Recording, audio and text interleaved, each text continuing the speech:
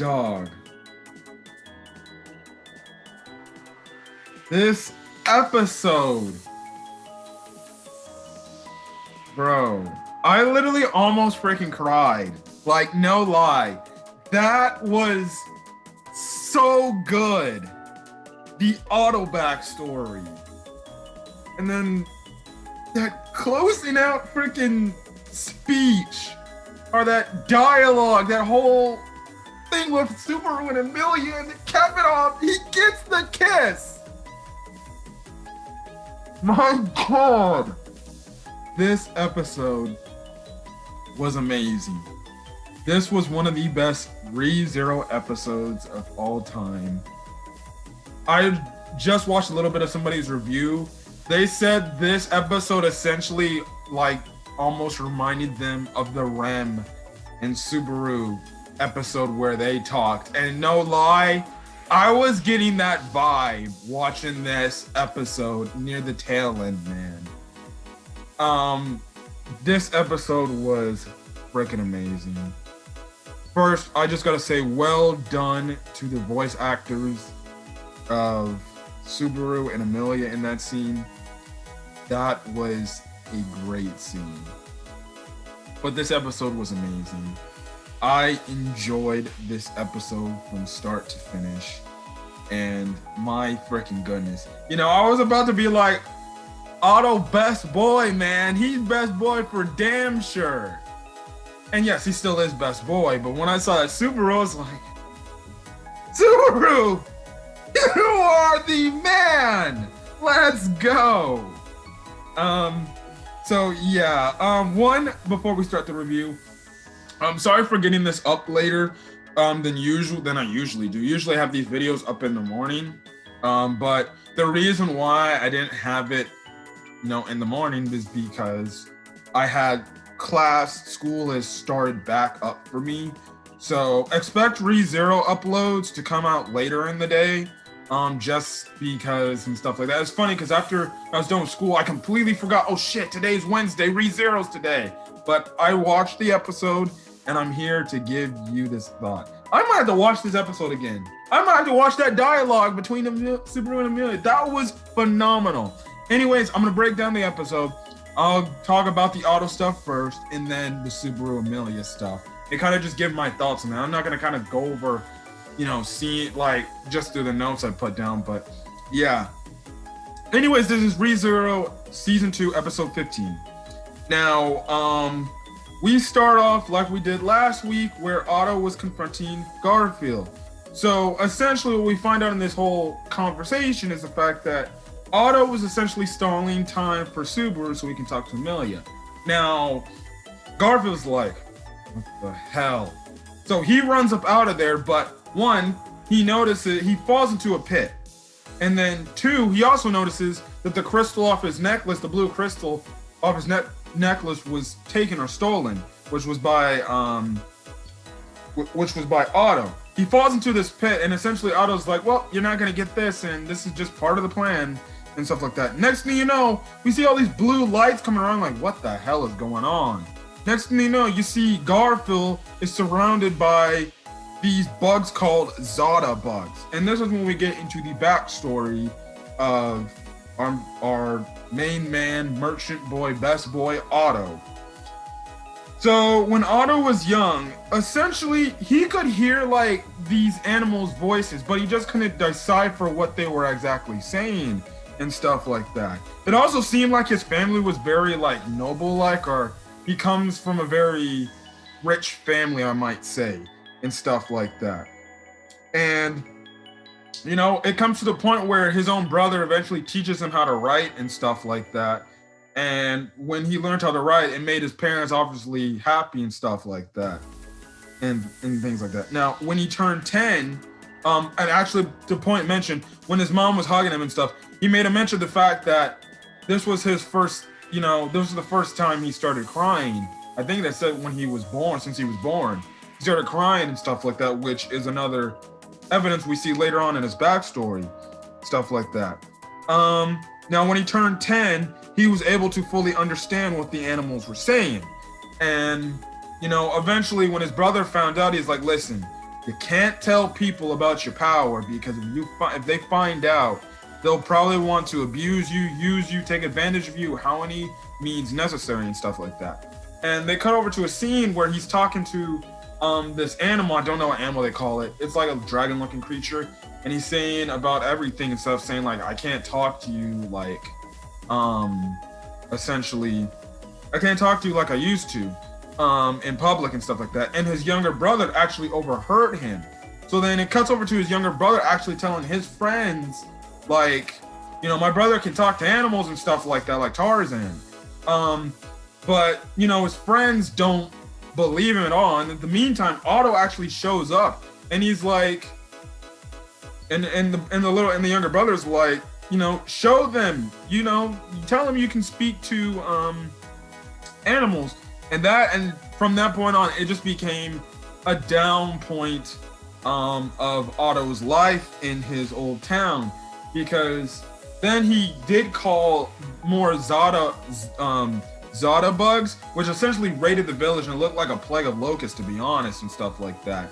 And then they called him like the bug freaking, I forgot what they called him, but they gave him a name that referenced him about the Zada bug and stuff like that. And he was given that freaking name and stuff like that. And he was, I guess you can say, hated amongst other people and stuff like that.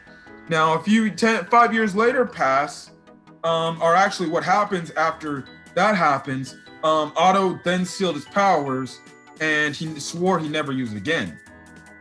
5 years later, what happens is this one dude essentially, you know, thought he hooked up with his freaking girlfriend and something like that. So what he does is he talks to the animals around the area to see what was going on, what the truth was. And we find out the girl was essentially a legit hoe, sleeping around with other guys. And Otto doing the nice thing, trying to, I guess, forewarn the guy, like, this chick is going to freaking cheat on you eventually. And he's like, this girl was sleeping with 8 other guys before you freaking, or was with 8 other guys before you and stuff like that.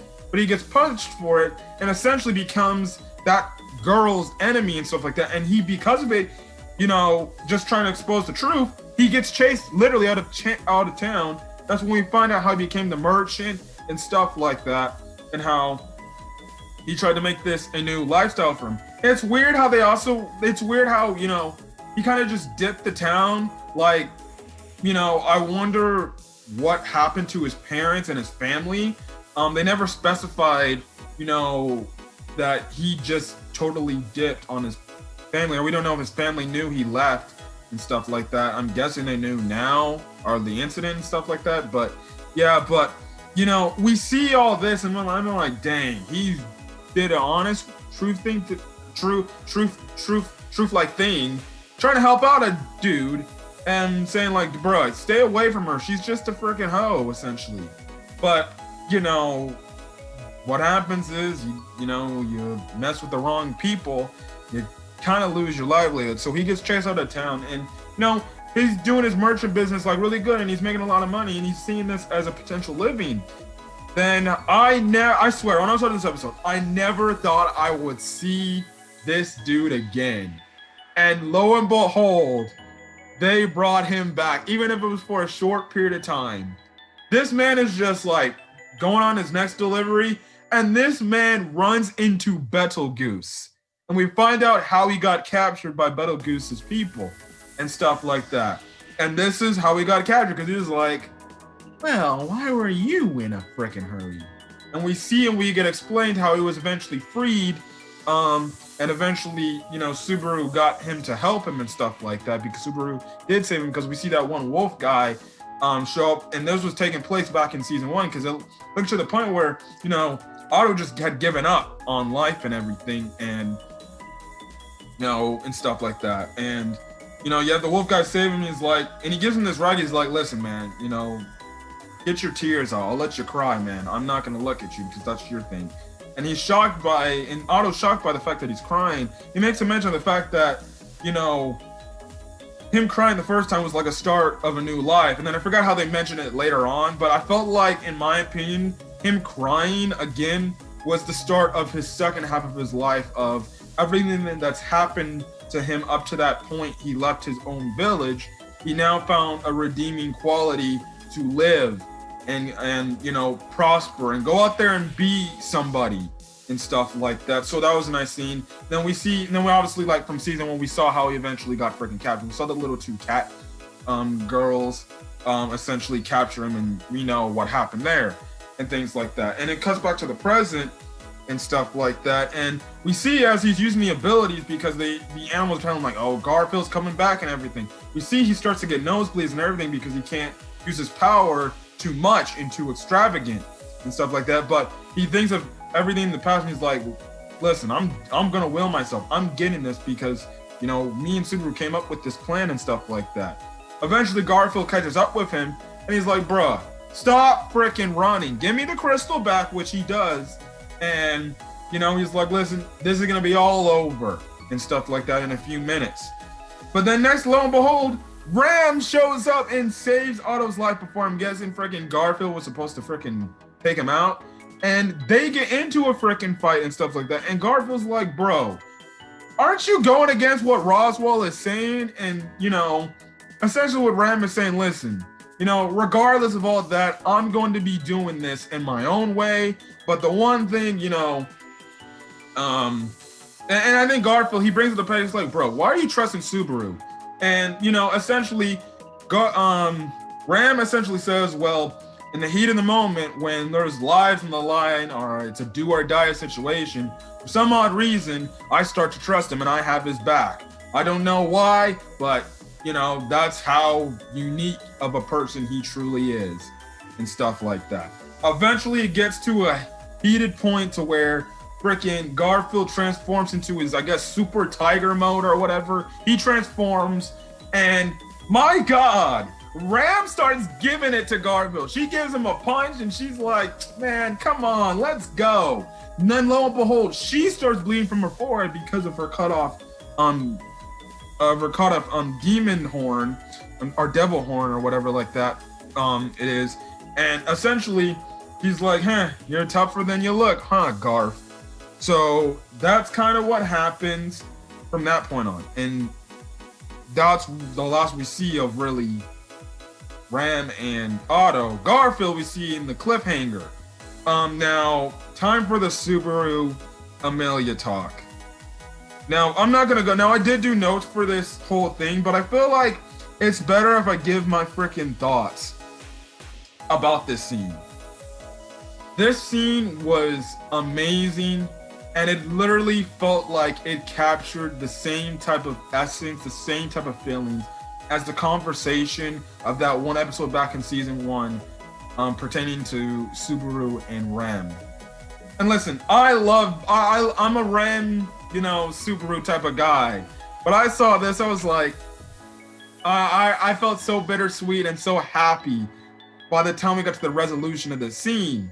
You know, we obviously saw from last week, at the end of last week's episode, the fact that, you know, Emilia was in this in the ruin area and stuff like that. And Subaru finds her and stuff like that. And this whole conversation, you know, from the perspective of Emilia is like, bro, you freaking left me. You know, Puck left me. You know, I'm finding out because Puck left me and we broke his contract. I'm getting all these different memories flooded back into my head, and all these things are just like mumbo jumbled in my head, and to the point I don't even remember some of these points in time. I'm just getting all these freaking memories and stuff like that, and you freaking just dipped and bailed on me after you promised me you'd be by my bedside and stuff like that. And you know, and like I said, this is like one of the first few times, other than that one time in season 1, where they have like a legit argument with each other, her and Subaru and stuff like that. And she's like, come on, you know, you hate me, don't you? Just say you hate me and say I'm nothing good, or there's nothing good or quality enough about me. But Subaru, he's like, listen, I don't feel about that, you know, way about you. Yes, you get on my last damn nerves sometimes because of what you kind of put me through and all the things that, you know, you make me do, and how much I sacrifice and how much I do this and that for you. But at the end of the day, what you repeatedly said in this entire freaking conversation is that he loves her and that he's always going to be there for her whenever she needs him. And he's going to be, you know, right by her side till the very end because he loves her. And I like this whole scene of Subaru being, you know, just saying all this to a girl that he loves. And Emilia's like, bro, why are you saying all this stuff when I have all these, you know, terrible things about me and stuff like that? And, you know, I like the one part in this, you know, whole conversation was the fact that Subaru was essentially telling Emilia, like, listen, you know, he's running down everything. He's like, I love you because of your sleek gray hair. I love you because of your, you know, plump purple, or not your plump, your damp purple eyes. And he was listening about everything about her that he loves. And it goes to show, again, hammer home the point that Subaru really does love Emilia and he wants to be there for her. Excuse me. And I like this whole conversation of the fact, like, listen, yeah, you're getting your memories back. My God, that's what happens when you swallow saliva down the wrong pipe. I like the part where Subaru mentions the fact, like, yeah, you know, you're having all these memories and stuff like that. And yeah, you probably don't know what purpose you have, but I want your purpose to, you know, find out what's true to you, what, you know, unlock your feelings, essentially what he's saying. And essentially he's kind of saying, like, you know, I'm going to be there when you eventually feel strongly towards me at the same time, as well as go along to the point of saying, you know, yeah, you're getting your memories, but eventually you'll find a reason to live, a reason to believe in. And that was kind of the thing Subaru was kind of telling her, which takes me back to the whole Rem Subaru thing, because Rem was kind of the same thing as, like, I saying all this stuff, and it's a way for Rem to say, like, you need a cause to believe in and stuff like that. And I like the fact how Subaru was kind of giving her a talk by saying, listen, you know, yeah, I left you and I'm sorry for that, but, you know, I'm gonna let you know, I love everything about you. You know, you drive me freaking crazy, for crying out loud. And yes, are there gonna be times where I'm gonna be upset at you? Are there gonna be times I'm gonna be disappointed and mad at you and, like, you know, just distraught and be like, why is she making me do this and stuff like that? But at the end of the day, I'm always gonna still be there for you because I love you. And, you know, eventually you'll find out your reason to live and your reason to believe and stuff like that, along with, and I feel like her reason to believe and live is not only gonna be for Subaru, but as well as what she's finding out through her memories of the past and stuff like that. And bro, when, you know, when Subaru kind of hammers in more of the fact that he truly does love Emilia, and when he's just like, you want me to prove how much I love you? You know, he grabs her cheek, or her cheeks, and he kind of goes in, and he's like, listen, if you don't want this, you can always turn away and you can just dodge it. But she doesn't dodge it. And when I saw this, I was like, yo, they did it, they kissed. That's so amazing. And I was more importantly, I was happy that they showed it, because most anime, when it comes to showing kiss scenes, they rarely, if not barely, show kiss scenes. But I was so happy that ReZero was like, no, we're showing you that they kissed. And when they kissed, I almost shedded a freaking tear. I'm like, yes, Subaru was achieved great man status level. And I was so proud of him, because he finally got to do what he wanted to do, and that was kiss the girl he loves. And I was so happy for him. And that was a great moment. That's obviously the thumbnail of the video because you clicked on, but that moment, man, that was powerful. And that was something that I'm going to remember, you know, watching this series, you know, like crazy. And I'm like, my boy Subaru, he did it. He got it. He got the kiss finally now. Obviously it seems like Emilia isn't too high over heels for him, but I guess you can say Emilia now loves Subaru. Maybe not the way Subaru loves her back, but she's getting to the point where I guess you can say the feelings are developing now after that. Now, the episode ends off after they walk out of the whole temple. It's like, I guess you can say dawn, the sun is setting, and you have freaking just pan out and you see freaking Garfield, not covered in blood, so parts of it covered in blood, and Ram and Otto are nowhere to be found. So we don't even know if they're dead. So one, I'm like, okay, are they dead or are they not dead? Or are they just like on the brink of death? Two, I swear, if Subaru dies, this better be the freaking checkpoint. If the checkpoint isn't, if he has to go back to the start, the whole start, if the checkpoint isn't after he kisses Emilia, I'm gonna have all sorts of freaking issues, because I'm like, you cannot take that scene away from us. You cannot have Subaru die and just totally take that scene away from us. This gotta be the new, this has to be the new restart point every time he consistently dies. So we're just gonna find out what happens next. We don't know if Garf is gonna just go out all attack and question Subaru. What the hell are you doing? And stuff like that. So yeah, other than that, that's really it. I enjoyed this episode. This episode was damn good. One of the best ReZero episodes in the series. And yeah, so if you guys like the video, leave a like. Put in the comment section your thoughts on this ReZero episode. Your thoughts on Otto's backstory, the Subaru Emilia kiss, and that Subaru Emilia scene. And then what are your predictions for what might happen next week? Do you think this will be Subaru's new, restart point? Hopefully it is. Again, do not post spoilers regarding the light novel or the web novel, anything that talks about the future of this series. So yeah, as well as hit that subscribe button if you want to get more ReZero content. So till then, guys, I'm gonna get out of here. I'll catch you guys on the next video. Till then, guys, peace.